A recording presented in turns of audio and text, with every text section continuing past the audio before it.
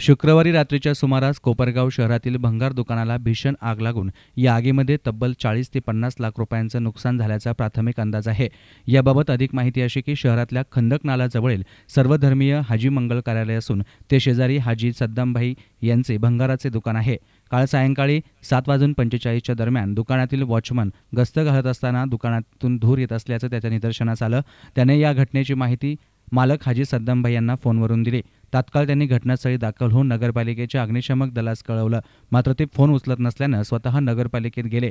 नगरपालिकेकडील नवी गाडी चालू होत नाही याकरता अर्धा तासाचा वेळ गेला। त्यानंतर जुन्या गाडीला धक्का देत चालू करून आगीच्या ठिकाणी येईपर्यंत आगीनं तीव्र रूप धारण केलं होतं आणि सर्वत्र आगीचे डोंब पसरू लागले। यावेळी पोलीस निरीक्षक सुरेश शिंदे, नगराध्यक्ष विजय वहाडणे, नगरसेवक रवींद्र पाठक आदींसह नागरिकांनी संजीवनी कारखाना, कर्मवीर शंकरराव काळे कारखाना, शिर्डी नगर पंचायत आणि सोमय्या कारखाना आदी ठिकाणच्या अग्निशमक दलास पाचारण केलं। रात्री उशिरापर्यंत आग विझवण्याचं काम चालू होतं। दरम्यान या दुर्घटनेविषयी दुकानचे मालक हाजी सद्दामभाई यांनी अधिक माहिती दिली। 3 मार्च 2017 रोजी पावणे 8 वाजता शॉर्ट सर्किटमुळे आमची हाजी प्लास्टिक हाजी मंगल कार्यालयाचं आग लागली आणि 7:15 वाजता नगरपालिकेला आम्ही कळवलं। आम्ही स्वतः जाऊन आलो तिकडे, परंतु गाडी एक बंद असताना जुनी गाडी एक ड्रायव्हर त्याच्यावर पाठवून अर्धा पाऊण तास लाईट झाल्यामुळं आमचं फार नुकसान झालं आणि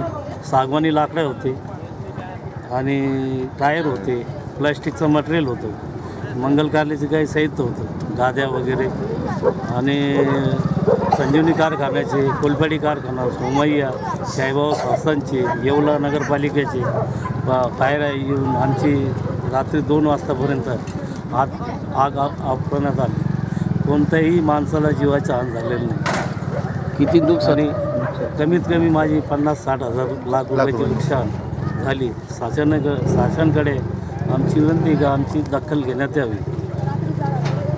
तर शिवसेनेचे उपजिल्हाप्रमुख कैलास जाधव यांनी शासनाच्या वतीनं सद्दामभाईंना जास्तीत जास्त लवकरात लवकर मदत मिळवून देण्याचं आश्वासन दिलंय।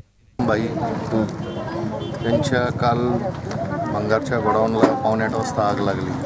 त्याच्यामध्ये त्यांचं जवळजवळ 50 ते 60 लाख रुपयाचं नुकसान झालेलं आहे आणि वस्तुस्थिती त्यांचं म्हणणं आहे का शॉर्ट सर्किटमुळे आग लागली।